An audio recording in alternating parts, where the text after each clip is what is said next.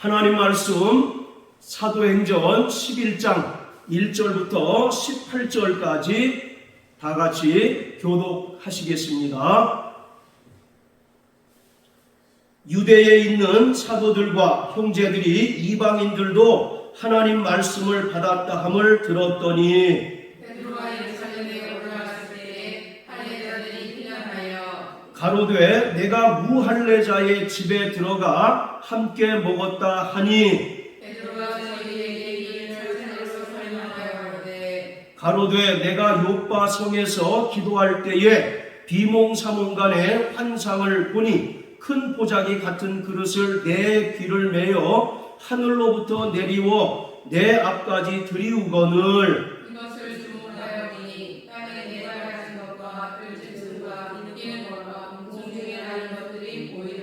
또 들으니 소리 있어 내게 이르되 베드로야 일어나 잡아먹으라 하거늘 내가 그대 주여 이르소서나이다 속되거나 깨끗이 아니하기로는 언제든지 내 입에 들어가니 없나이다 하니 또 하늘로부터 두 번째 소리 있어 내게 대답하되 하나님이 깨끗하게 하신 것을 내가 속되다 말라 하더라.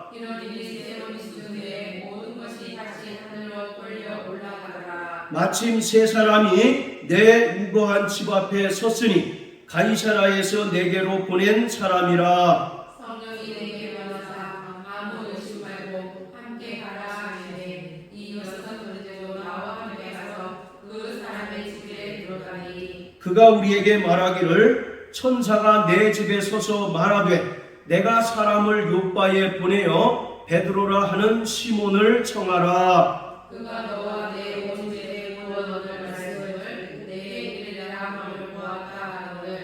내가 말을 시작할 때에 성령이 저희에게 임하시기를 처음 우리에게 하신 것과 같이 하는지라. 내가 주의 말씀에 요한은 물로 침례를 주었으나 너희는 성령으로 침례받으리라 하신 것이 생각나노라. 그런즉 하나님이 우리가 주 예수 그리스도를 믿을 때에 주신 것과 같은 선물을 저희에게도 주셨으니 내가 누구간데 하나님을 능히 막겠느냐 하더라. 저희가 이 말을 듣고 잠잠하여 하나님께 영광을 돌려 말하되 그러면 하나님께서 이방인에게도 생명 얻는 회개를 주셨도다 하니라. 아멘. 자, 우리 18절 한 절만 다 같이 읽겠습니다. 시작. 저희가 이 말을 듣고 잠잠하여 하나님께 영광을 돌려 가로되 그러면 하나님께서 이방인에게도 생명 얻는 회개를 주셨도다 하니라. 아멘. 하나님은 생명의 주가 되십니다. 성경은 인간이 하나님을 멀리 떠난 것이 사망이라고 말합니다. 반면에 인간이 하나님께 돌아온 것을 생명이라고 말합니다. 요한복음 17장 3절에 보면 영생은 유일하신 참 하나님과 그가 보내신 자 예수 그리스도를 아는 것이다 라고 말씀하고 있어요. 바로 여기서 알다라고 하는 것은 성령으로 말미암아 삼위 하나님과 영적인 교제를 나누고 또 신령한 사귐을 갖는 것을 말합니다. 이처럼 인간이 하나님을 멀리 떠난 것이 사망이요, 떠났던 인간이 다시 하나님께 돌아와 하나님을 가까이 하는 것이 바로 생명입니다. 창세기 2장 17절에 먹는 날에는 정령 죽으리라고 말씀하셨어요. 그런데 창세기 3장에서 들짐승 중 가장 간교한 뱀이 하와를 꿰니 하와가 선악을 알게 한 나무의 실과를 먹고 자기 남편에게도 주어서 첫사람 아담도 먹었습니다. 이로 인하여 인간에게 바로 죄가 들어왔습니다. 분명히 2장 17절에는 먹는 날에는 정령 죽는다고 말씀하고 계셨는데 아담과 하와가 선악을 알게 한 나무의 실과를 먹었음에도 불구하고 사지 육신이 멀쩡했죠. 그리고 오히려 930살까지 향수했다라고 기록하고 있습니다. 그렇다면 하나님의 말씀이 잘못된 것일까요? 바로 여기서 죽는다라고 하는 것은 하나님과의 그 관계가 단절되는 것을 사망이라고 말합니다.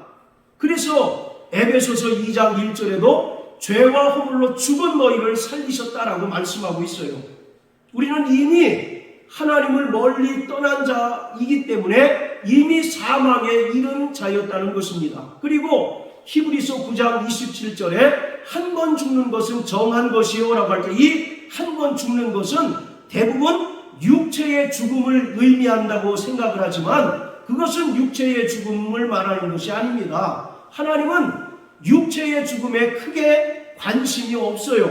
왜냐하면 이 육체는 옷과 같이 낡아지면 벗어버리는 것에 불과하기 때문에 여기서 한 번 죽는다는 것은 첫사람 아담이 하나님께 죄를 범하고 멀리 떠남으로 인하여 인간에게 사망이 들어온 것을 말하고 있습니다.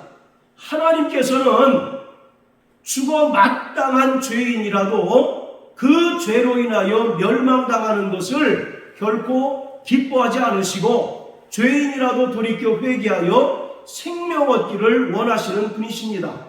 따라서 죄인이 살기 위해서는 생명의 원천이신 하나님께 가까이 와야 합니다. 죄인이 회개하고 하나님을 가까이 할 때 생명과 구원을 얻습니다. 하나님과 인간이 멀어진 것은 바로 죄 때문입니다.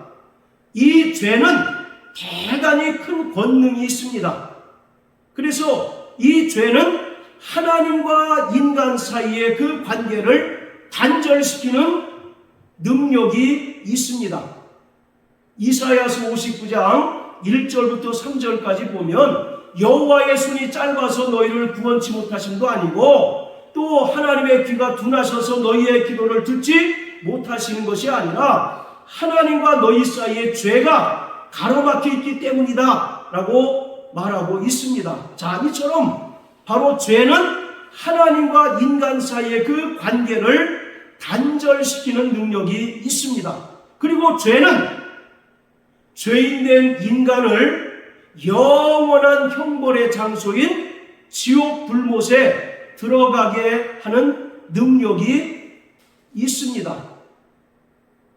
따라서 죄인된 인간들이 하나님을 가까이 하기 위해서는 먼저 죄의 문제를 반드시 해결받아야 합니다.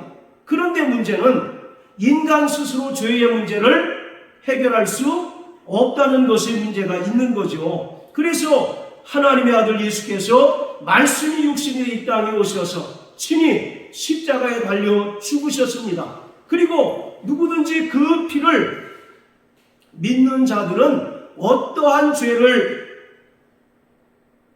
지었다 할지라도 하나님께 용서받고 또 하나님께 가까이 할 수 있게 하였습니다. 자, 우리 야고보서 4장을 다 같이 한번 보십니다. 야고보서 4장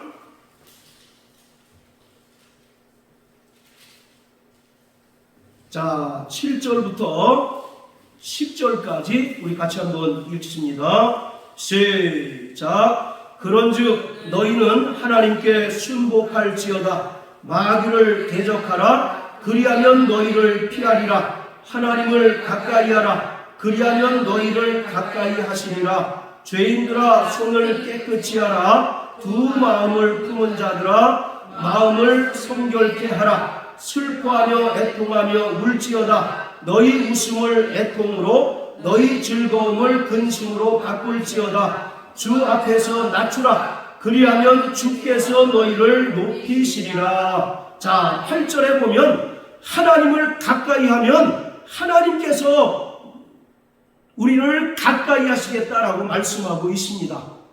자, 그렇다면 우리 인간이 어떻게 해야 하나님을 가까이 하는 것일까요?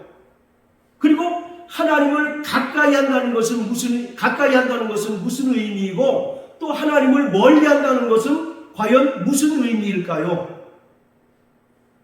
자, 여기 표시 놓으시고 손으로 딱 표시 놓으시고 시편 73편을 다 같이 한번 보십니다. 시편 73편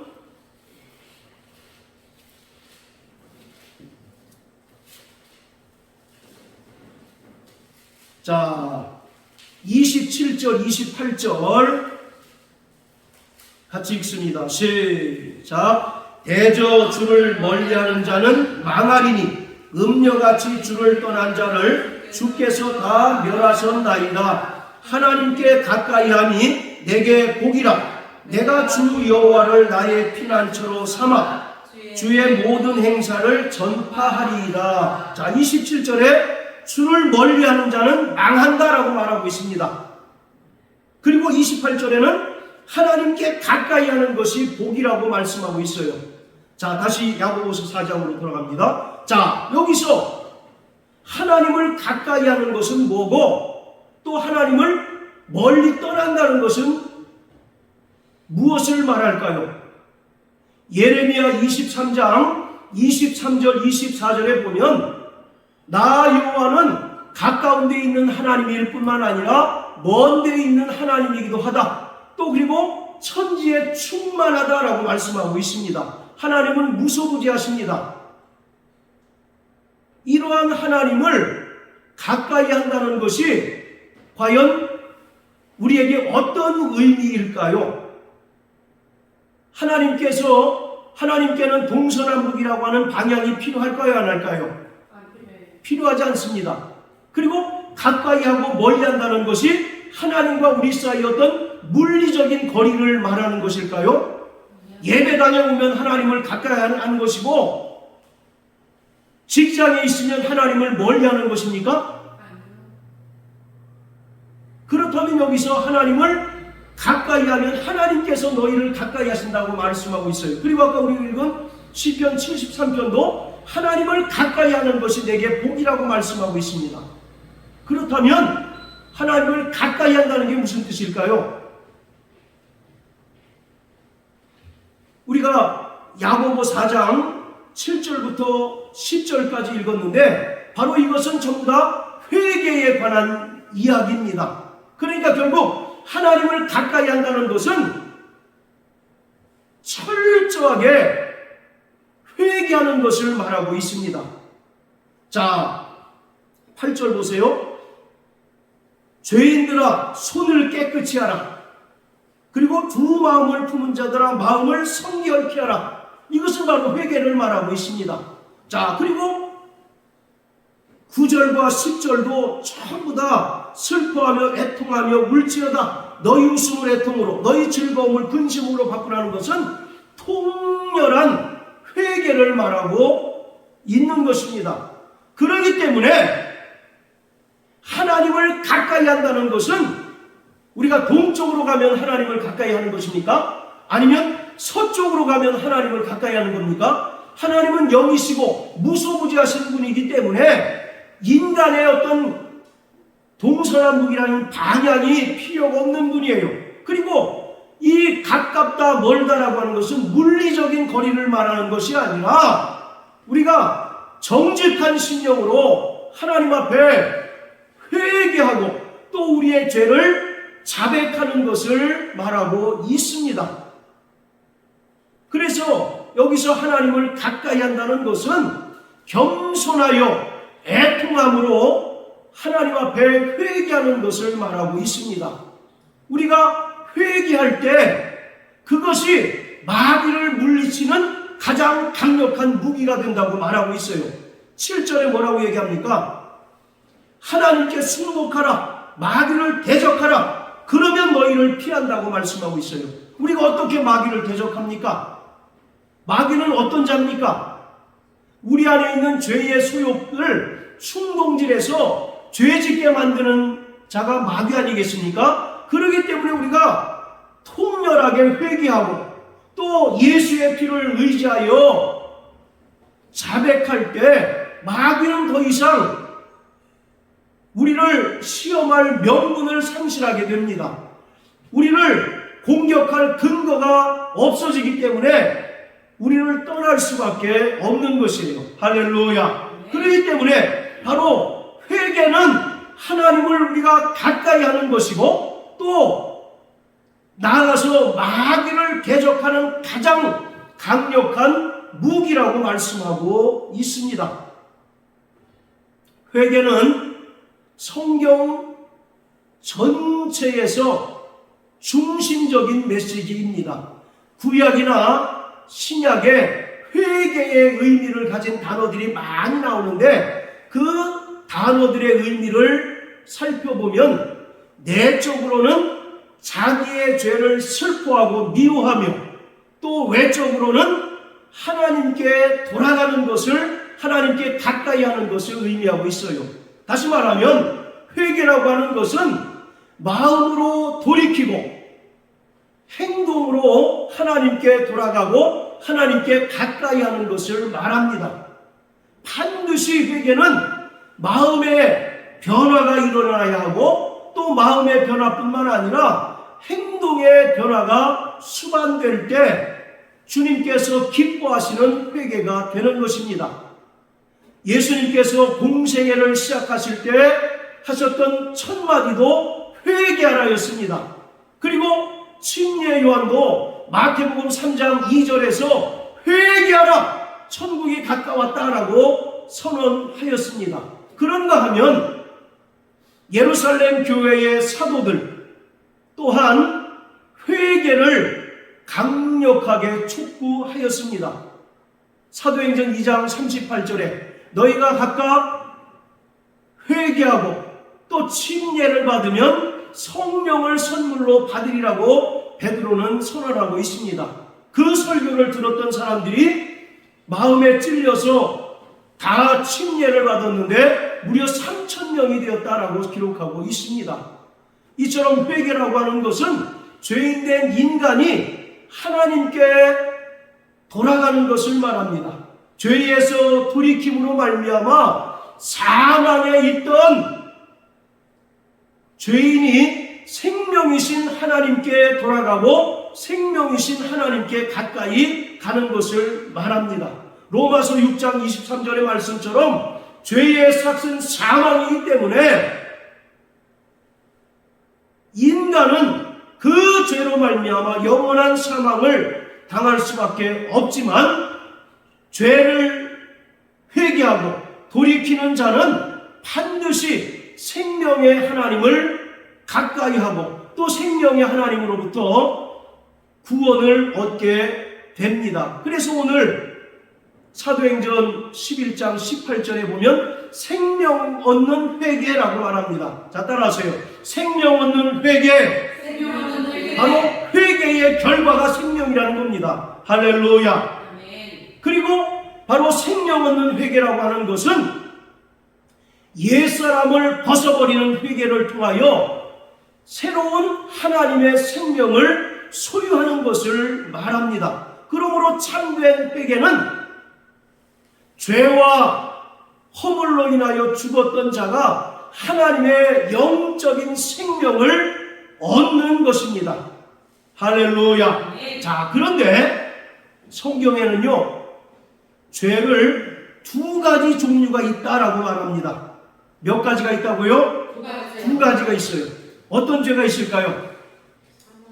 예, 바로 사망에 이르는 죄와 사망에 이르지 않는 죄가 있습니다. 자, 우리 요한일서 5장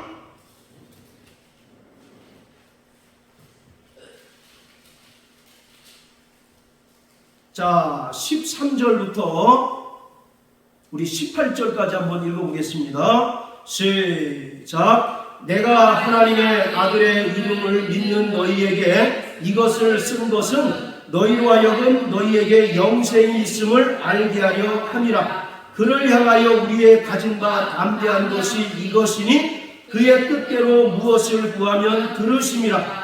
우리가 무엇이든지 구하는 바를 들으시는 줄을 안즉 우리가 그에게 구한 그것을 얻은 줄을 또한 아느니라. 누구든지 형제가 사망에 이르지 아니한 죄 범하는 것을 보거든 구하라. 그러면 사망에 이르지 아니하는 범죄자들을 위하여 저에게 생명을 주시리라. 사망에 이르는 죄가 있으니 이에 대하여 나는 구하라 하지 않노라. 모든 불의가 죄로 돼 사망에 이르지 아니하는 죄도 있도다. 하나님께로서 난 자마다 범죄치 아니하는 줄을 우리가 아노라. 하나님께로서 나신 자가 저를 지키심에 악한 자가 저를 만지지도 못하느니라. 자, 16절 17절에 보면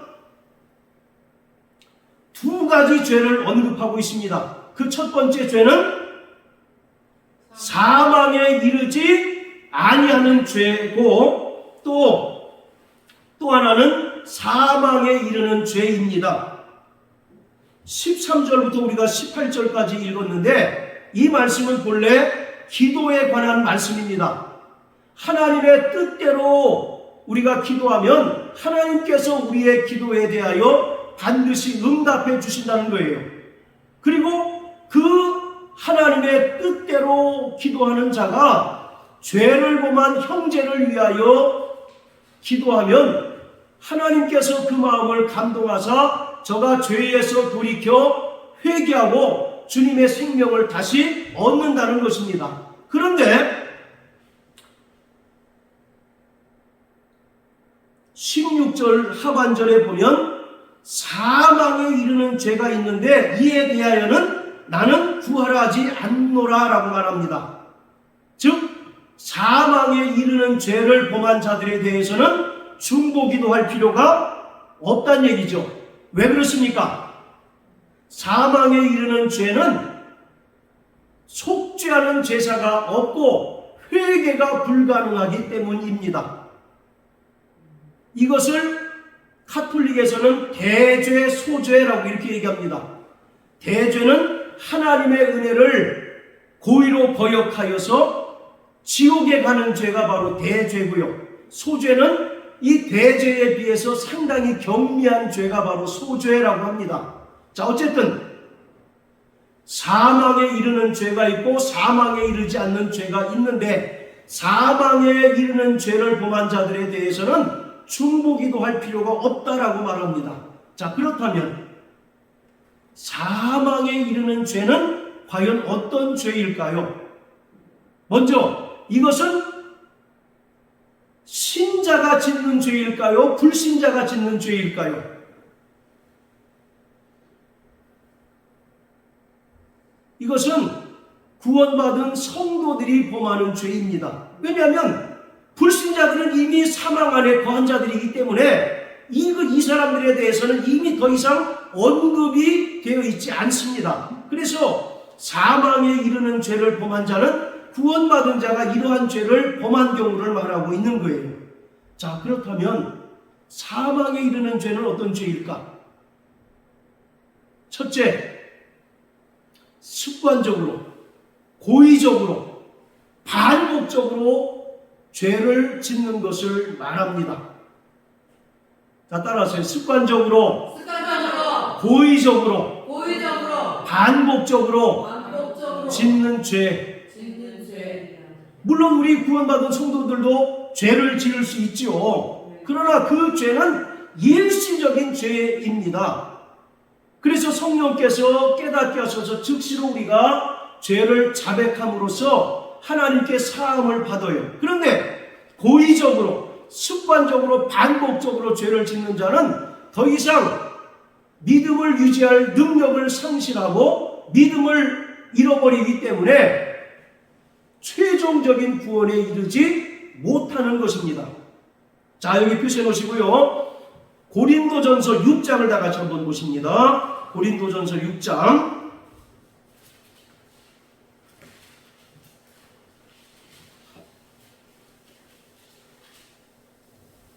자, 9절, 10절 우리 한번 읽어볼까요? 시작. 불의한 자가 하나님의 나라를 유혹으로 받지 못할 줄을 알지 못하느냐? 미혹을 받지 말라. 음란하는 자나 우상 숭배하는 자나 간음하는 자나 탐색하는 자나 남색하는 자나 도적이나 탐남하는 자나 술 취하는 자나 후욕하는 자나 토색하는 자들은 하나님의 나라를 유업으로 받지 못하리라. 자, 9절에 보면 불의한 자가 하나님 나라를 유업으로 받지 못한다고 말합니다. 여기에 대해서 구구한 해석들이 많지만 이것은 한마디로 어떤 얘기입니까? 천국에 들어갈 수 없다는 얘기잖아요. 그렇지 않습니까? 그리고 10절에도 똑같이 얘기하잖아요. 이런 자들은 하나님 나라를 유업으로 받지 못한다. 구원받은 성도들은 하나님 나라를 상속받을 하나님의 후사인데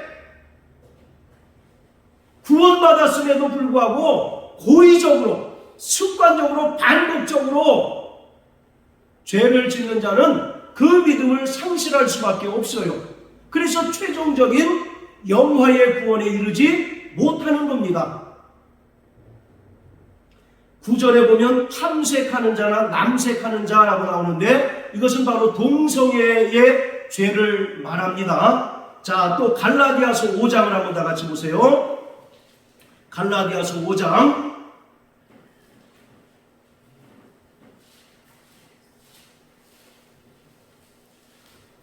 자 16절부터 21절까지 우리 김 집사님 좀 빨리 한번 읽어주십시오. 갈라디아서 5장 16절부터 21절까지 내가 이르노니 너희는 성령을 쫓아내가라. 그리하면 육체의 욕심을 이루지 아니하리라. 육체의 소욕은 성령을 거스리고 성령의 소욕은 육체를 거스리나니 이 둘이 서로 대적함으로 너희 원하는 것을 하지 못하게 하려 함이니라. 너희가 만일 성령이 인도하시는 바가 되면 율법 아래 있지 아니하리라. 육체의 일은 현저하니 곧 음행과 더러운 것과 호색과 우상 숭배와 술수와 원수를 맺는 것과 분쟁과 시기와 분냄과 당짓는 것과 불리함과 이단과 투기와 술취함과 방탕함과 또 그와 같은 것들이라. 전에 너희에게 경계한 것 같이 경계하노니 이런 일을 하는 자들은 하나님의 나라를 유업으로 받지 못할 것이요. 예, 자 21절 말미에 뭐라고 얘기합니까? 이런 자들은 하나님 나라를 유업으로 받지 못한다고 말하잖아요. 여기서 나온 죄들은요 일시적인 죄가 아닙니다. 계속 반복적으로 범하는 그 죄들을 말하고 있어요. 우리가 믿음이 연약해지고 또 죄의 유혹으로 인하여 일시적으로 죄를 범할 수는 있습니다. 그러나 우리는 성령님께서 죄를 깨닫게 하심으로 즉시 돌이켜 자백하여 죄사함을 받지만 이러한 자들은 이것이 죄인 줄 알면서도 습관적으로 반복적으로 계속 죄를 짓는 거예요. 결국 이러한 사람들은 믿음을 유지할 수 없고 믿음에 대해서 탈락할 수 있습니다. 그리고 결국 하나님의 나라를 유업으로 받지 못하게 되는 거죠. 자, 또 에베소서 5장 18절 자, 같이 읽겠습니다. 시작. 술 취하지 말라. 이는 방탕한 것이니 오직 성령의 충만을 받으라. 할렐루야. 여기서 방탕하다라는 말은 무절제하다라는 뜻인데요. 구원을 상실한 상태를 설명하고 있습니다. 술 취하지 말라는 것은 술 한 잔 먹는 그 정도가 아니라 완전히 술에 입막여서 더 이상 믿음을 유지하지 못하는 그런 상태를 말하고 있습니다. 도무지 절제가 되지 않는 그런 상태예요. 성령의 열매 가운데 절제가 있잖아요. 그런데 이 사람은 도무지 절제가 되지 않아요. 그래서 무절제하고 방탕한 삶을 끊임없이 살아가고 있는 것입니다. 이런 자들은 구원을 상실하게 되는 거예요. 이것은 단지 술만의 문제가 아니라 이 술 취하는 것을 대표적으로 말했을 뿐이고 아까 우리가 고린도전서 6장하고 갈라디아서 5장에 말한 그런 모든 죄들도 다 동일한 것입니다. 자, 그리고 계시록 22장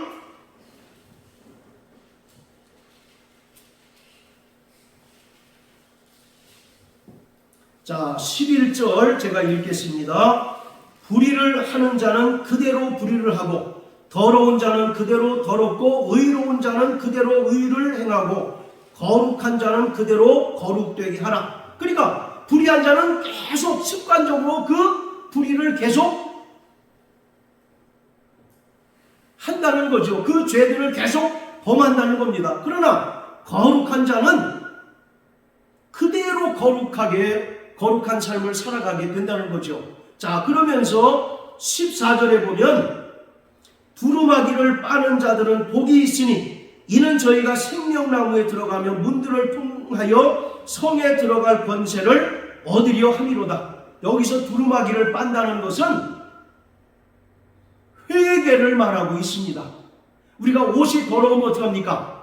세탁기에 넣어서 세탁을 해서 다시 입죠. 그것처럼 끊임없이 두루마기를 빤다는 것은 구원받은 성도들은 끊임없이 회개하고 또 죄를 자백하는 것을 말하고 있습니다. 반면에 15절에 보면 이렇게 두루마기를 빠는 자들은 새 예루살렘 성에 들어갈 권세를 얻지만 15절에 보면, 자, 우리 15절 다 같이 한번 읽습니다. 시작. 개들과 술객들과 행음자들과 살인자들과 무상숭배자들과 및 거짓말을 좋아하며 지어내는 자마다 성 밖에 있으리라. 이런 자들은 11절에서 이야기하는 것처럼 불의를 하는 자는 그대로 불의를 하고 더러운 자는 그대로 더럽다는 것의 대표적인 사례들을 설명하고 있습니다. 이런 자들은 새 예루살렘 성에 들어가지 못한다고 말하잖아요. 아까 갈라디아서 5장에 보면 육체의 일은 현저하니 이런 일을 행하는 자는 하나님 나라를 유업으로 받지 못한다라고 말합니다. 자, 그래서 사망에 이르는 죄는 첫째, 고의적으로 이것이 죄인 줄 알면서 습관적으로 반복적으로 짓는 죄를 말합니다. 여러분, 구약에 보면 하나님께서 이스라엘 백성들에게 너희가 가나안 땅에 들어가면 가나안 땅 전역에 6개의 도피성을 만들라고 말씀하셨잖아요. 그 도피성은 왜 있는 겁니까? 실수로 사람을 죽인 경우에 한해서 가장 가까운 도피성으로 피하면 피해 보수자로부터 생명을 부지하도록 만든 제도가 바로 도피성 아니에요. 근데 만약에 고의로 계획적으로 사람을 죽인 자가 도피성으로 피했으면 대제사장이 재판을 통해서 분별합니다. 그럼 이 사람은 그 성의 도피성에서 내쫓겨서 피해 보수자에게 목숨을 잃게 돼요. 하나님께서 용서하실 수 없는 죄는 바로 짐짓범하는 죄입니다. 히브리서 10장 25절인가도에 보면 진리의 지식을 받은 후 짐짓죄를 범하면 다시 속지 않은 제사가 없다라고 말하잖아요. 여기서 짐짓이란 말은 고의로 의도적으로 범하는 죄를 말합니다. 뻔히 이게 죄인 줄 알아요. 그리고 습관적으로 반복적으로 짓고 회개를 하질 않아, 이 사람은. 그럼 이 사람은 결국 그 믿음을 상실할 수밖에 없다는 것입니다. 이것이 사망에 이르는 죄 첫 번째고요. 두 번째 사망에 이르는 죄는 이미 진리에서 떠나서 배도하고 양심에 화인 맞은 죄를 가리킵니다. 자, 히브리서 6장을 한번 다 같이 보실까요? 히브리서 6장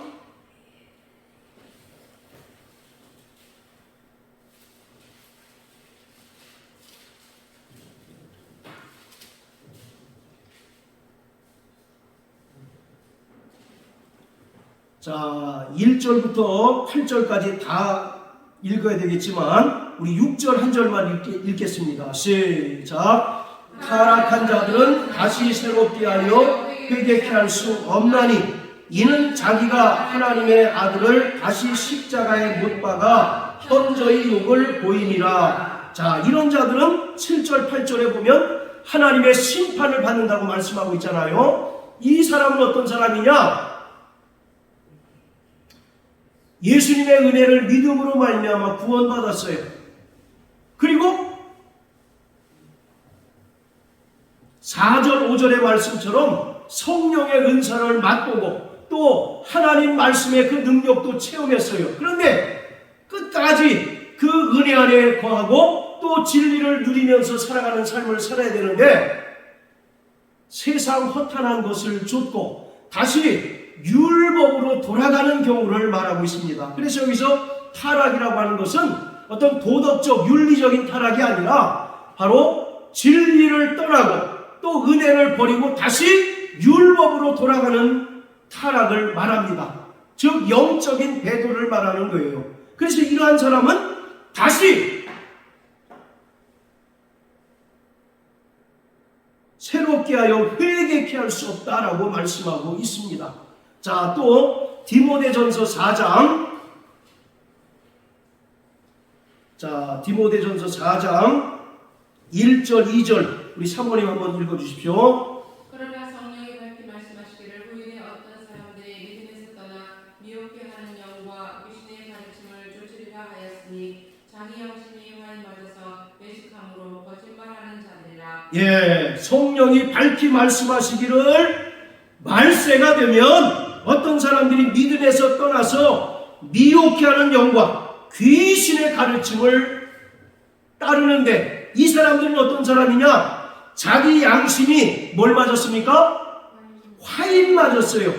그래서 외식함으로 거짓말하는 자라는 겁니다. 즉 습관적으로 거짓말하는 자들을 말하고 있어요. 습관적으로 다른 영, 다른 예수, 다른 복음을 말하는 자들을 가리키고 있습니다. 이런 자들은 이미 양심에 화인 맞았어요. 그래서 돌이킬 수 없는 그러한 상태가 되어버리고 말았던 것입니다. 이것이 두 번째 사망에 이르는 죄이고요. 세 번째 사망에 이르는 죄는 한마디로 얘기해서 성령회방죄입니다. 자, 따라하세요. 성령회방죄. 성령회방죄. 이 세 가지 모두를 다 성령회방죄라고 해도 무방합니다. 자, 마태복음 12장 우리 한번 보십니다. 마태복음 12장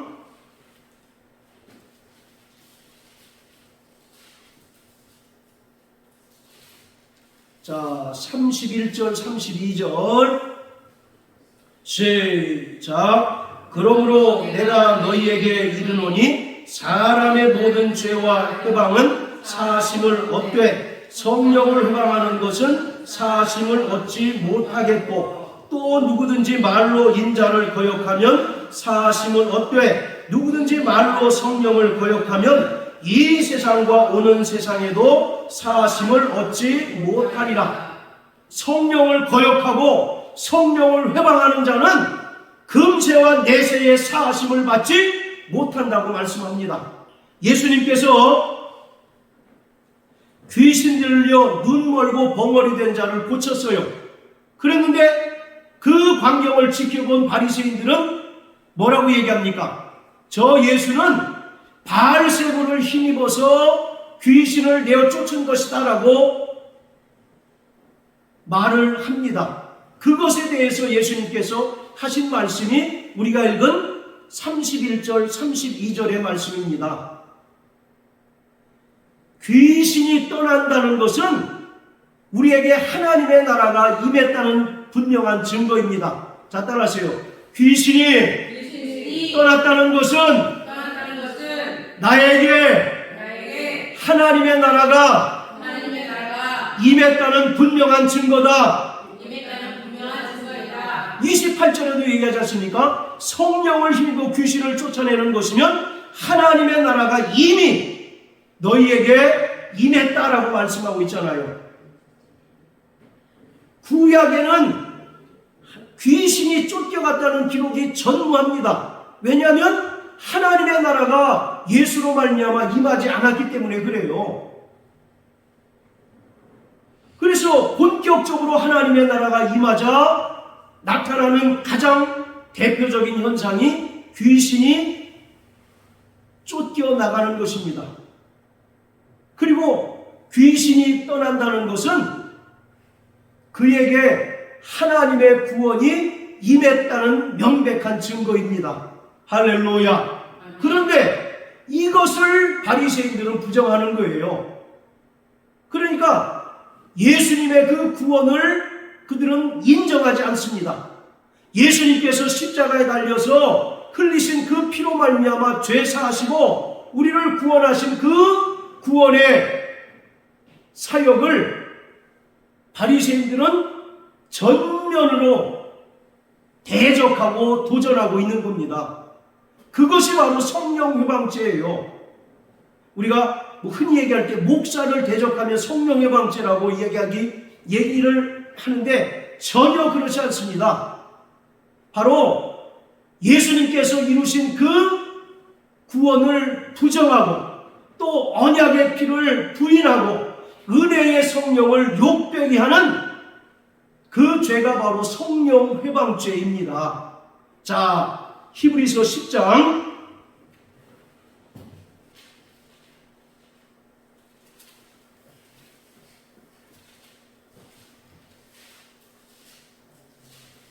자, 26절부터 31절까지 우리 천천히 한번 읽어봅니다. 시작. 우리가 진리를 아는 지식을 받은 후 짐짓 죄를 범한 즉 다시 속죄하는 제사가 없고 오직 무서운 마음으로 심판을 기다리는 것과 대적하는 자를 소멸할 맹렬한 불만 있으리라. 모세의 법을 폐한 자도 두세 불쌍히 여김을 받지 못하고 죽었거든 하물며 하나님 아들을 밟고 자기를 거룩하게 한 언약의 피를 부정한 것으로 여기고 은혜의 성령을 욕되게 하는 자의 당연히 받을 형벌이 얼마나 더 중하겠느냐. 너희는 생각하라. 원수 갚는 것이 내게 있으니 내가 갚으리라 하시고 또다시 주께서 그의 백성을 심판하리라 말씀하신 것을 우리가 아노니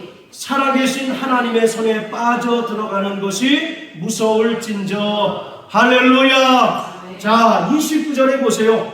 성령 회방죄에 대하여 분명하게 가르치고 있습니다. 하나님 아들을 밟고 우리를 구원한 예수님의 언약의 피를 부정한 것으로 여기고 은혜의 성령을 욕되게 하는 것, 이것이 바로 성령 회방죄인 거예요. 이러한 자들은 회개가 불가능하고 다시 속죄하는 제사가 필요 없다는 겁니다. 그러면서 31절에 살아계신 하나님의 손에 빠져들어가는 것이 무서울진저 이에게 하나님의 맹렬한 불의 심판만 기다릴 뿐이다 라고 말씀하고 있습니다. 이것이 사망에 이르는 죄입니다. 한번 다시 복습해 볼까요? 첫째, 고의적으로, 습관적으로, 반복적으로 죄를 범하는 것. 그리고 두 번째, 진리에서 떠나서 양심에 화인 맞아서 외식함으로 거짓말하는 자.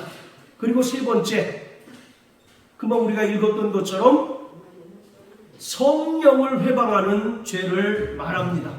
이러한 죄는 사망에 이르는 죄로서 이러한 죄를 범한 자들은 하나님의 나라를 유혹으로 받지 못합니다. 할렐루야.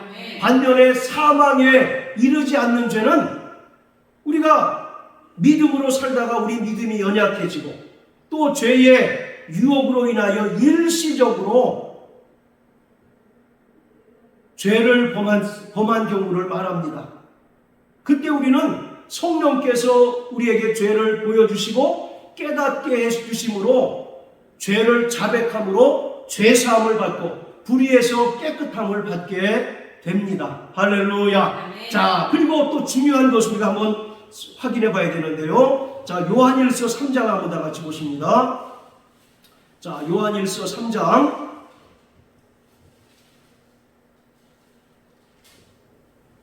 자, 6절 한번 읽어볼까요? 시작. 그 안에 거하는 자마다 범죄하지 아니하나니 범죄하는 자마다 그를 보지도 못하였고 그를 알지도 못하였느니라. 자, 9절. 하나님께로서 난 자마다 죄를 짓지 아니하나니 이는 하나님의 씨가 그의 속에 거함이요 저도 범죄치 못하는 것은 하나님께로서 났음이라. 자, 5장 18절 시작. 하나님께로서 난 자마다 범죄치 아니하는 줄을 우리가 아노라. 하나님께로서 나신 자가 저를 지키심에 악한 자가 저를 만지지도 못하느니라. 자, 우리 세 구절 읽었는데 공통적으로 뭐라고 얘기합니까?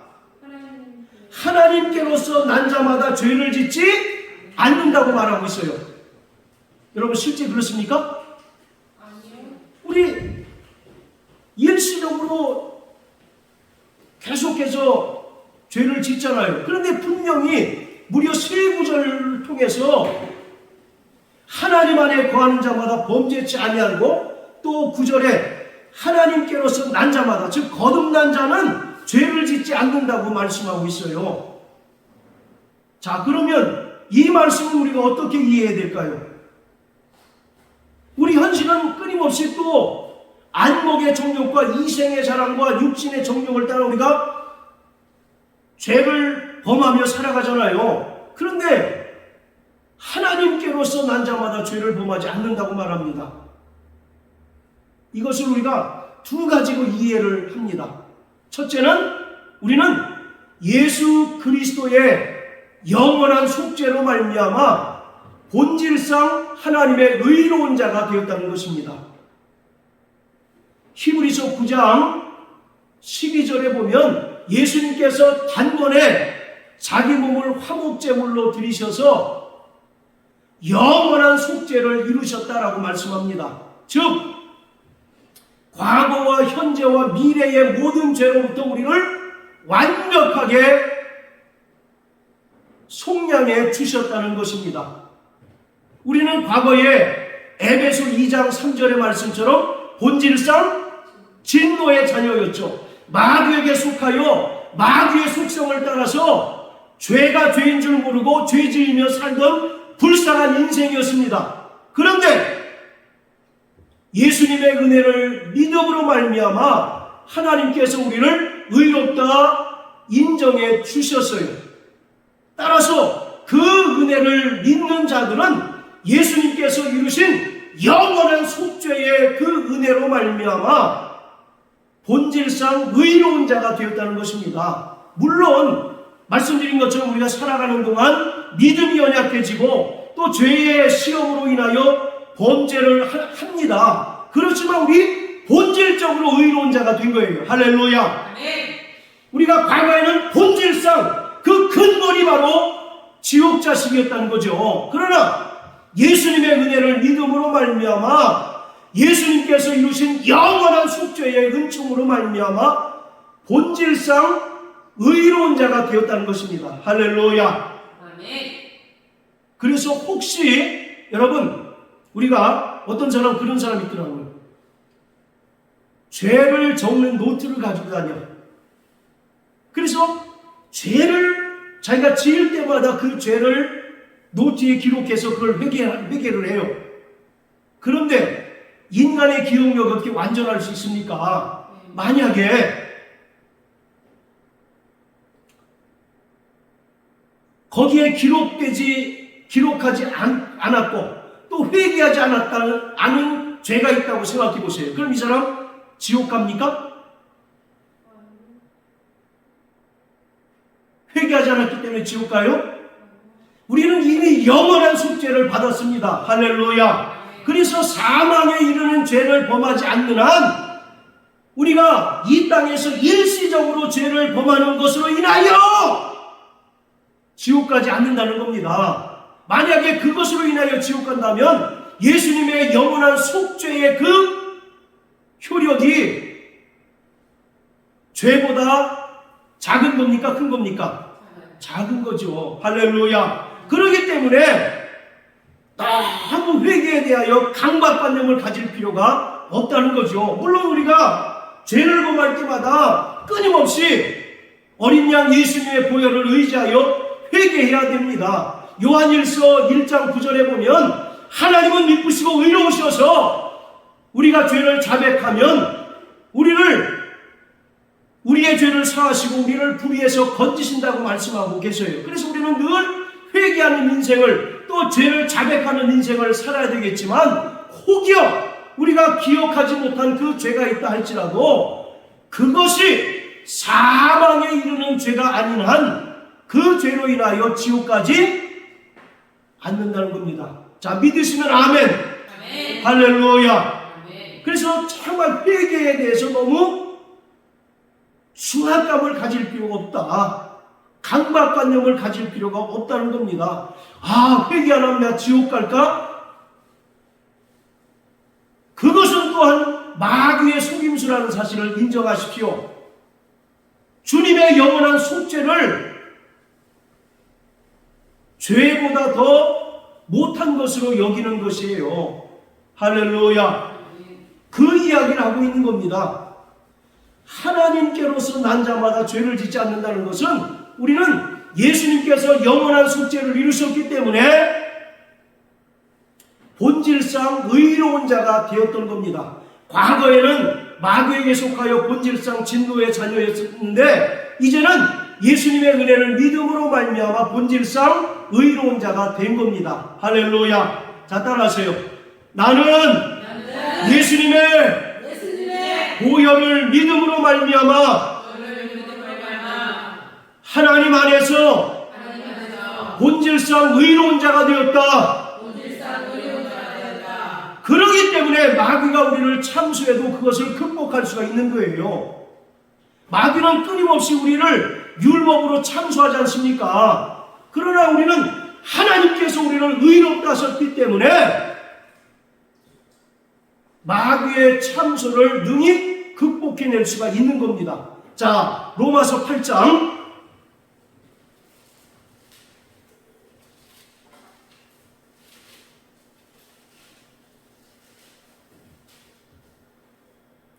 자, 31절부터 35절까지 우리 김 집사님 빨리 한번 읽어주십시오. 그런즉 이 일에 대하여 우리가 무슨 말하리요? 만일 하나님이 우리를 위하시면 누가 우리를 대적하리요? 자기 아들을 아끼지 아니하시고 우리 모든 사람을 위하여 내어주시니가 어찌 그 아들과 함께 모든 것을 우리에게 엄살아 주지 아니하시겠느냐? 누가 감히 하나님 택하신 자들을 정사하리요? 어렵다 하신 이는 하나님이시니 누가 정죄하리요? 죽으실 뿐 아니라 다시 살아나신 이는 그리스도 예수시니 그는 하나님 우편에 계신 자여 우리를 위하여 간구하시는 자시니라. 아멘. 자, 31절 보세요. 만일 하나님이 우리를 위하시면 누가 우리를 대적하리요? 누가 구원받은 성도들을 대적합니까? 마귀가 대적하잖아요. 자, 그리고 보세요. 33절. 누가 능히 하나님의 택하신 자들을 송사하리요? 누가 송사합니까? 마귀죠.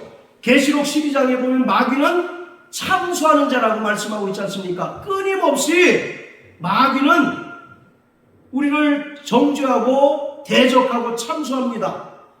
그런데 하나님께서 우리를 이미 의롭다고 선언해 주셨고, 그리고 또 우리를 위하여 친히 간구해 주시는 분이 계셔요. 그가 누구십니까? 예수 그리스도십니다. 지금 예수님께서는 부활 승천하셔서 영광의 보좌에 앉으셔서 구원받은 성도들을 위하여 친히 중보 기도해 주고 계십니다.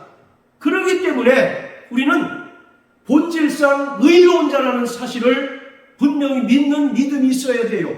이것이 흔들리면 우리의 구원관이 흔들리게 되고 구원의 확신조차 상실할 수밖에 없는 것입니다. 설령 우리가 아이고 이것도 못 이기고 이런 죄를 저질렀어 스스로 탄식할지언정 우리는 이미 예수님의 십자가 보혈로 말미암아 구원받은 자고 또 하나님께서 우리를 의롭다 인정해 주신 자들이기 때문에 그런 것들을 능히 극복해 나갈 수 있는 자가 되어야 합니다. 할렐루야. 네. 자, 다시 요한일서 3장. 자, 그것이 바로 첫 번째 의미입니다. 우리는 이미 본질상 하나님 안에서 의로운 자가 되었다는 것이고요. 자, 그리고 두 번째 의미는 바로 우리는 죄를 짓지 않는다는 얘기는 마귀처럼 습관적으로 반복적으로 고의적으로 죄를 짓지 않는다는 것을 의미합니다. 그 뒤에 보면 마귀에게 속한 자와 하나님께 속한 자를 계속 비교하고 있는 거예요. 그래서 마귀는 고의적으로 계획적으로 하나님을 대적하고 죄를 짓죠. 그러나 하나님께 속한 자들은 마귀의 속성을 따라서 고의적으로 습관적으로 반복적으로 죄를 짓지 않는다는 것입니다. 할렐루야. 우리가 전혀 죄를 짓지 않는다는 얘기가 아니라 우리는 본질상 의로운 자이며 마귀의 속성을 따라서 고의적으로 습관적으로 반복적으로 죄를 짓지 않는다는 것을 의미하고 있습니다. 사랑하는 성도 여러분, 회개는 하나님께서 우리에게 주신 최고의 은혜입니다. 할렐루야. 회개하는 자는 구원을 얻고 회개하는 자는 생명을 얻고 회개하는 자는 하나님 나라를 소유할 수 있습니다. 자, 마지막으로 또 우리가 확인해야 될 것은 회개는 신약 성경에서 회개는 바로 두 가지 종류가 있습니다. 첫째는 불신자가 하는 회개가 있어요. 이것은 하나님과 상관없이 살던 사람이 복음을 듣고 성령께서 그 마음을 감동하셔서 마음의 변화가 일어나고 또 행동의 변화가 일어나서 하나님께 돌아오는 구원받기 위한 회개가 있습니다. 이것을 헬라어로 메타노이아라고 합니다. 자, 또 하나는 요한일서 1장 한번 보시죠. 요한일서 1장 9절